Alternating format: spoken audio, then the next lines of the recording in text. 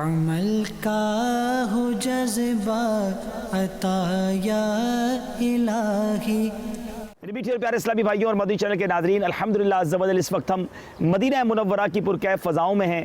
بڑا ہی خوبصورت باغ ہے اور باغ مدینہ کی کیا ہی بات ہے۔ میرے میٹھے اور پیارے اسلامی بھائیوں، مدینہ منورہ کی فضاؤں سے ایک بڑا ہی پیارا وظیفہ آپ کی بارگاہ میں پیش کرتا ہوں۔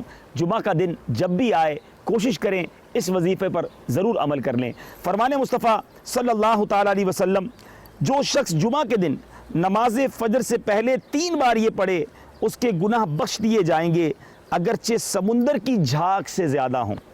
استغفر اللہ الذی لا الہ الا ہوا واتوب الیہ۔ سبحان اللہ۔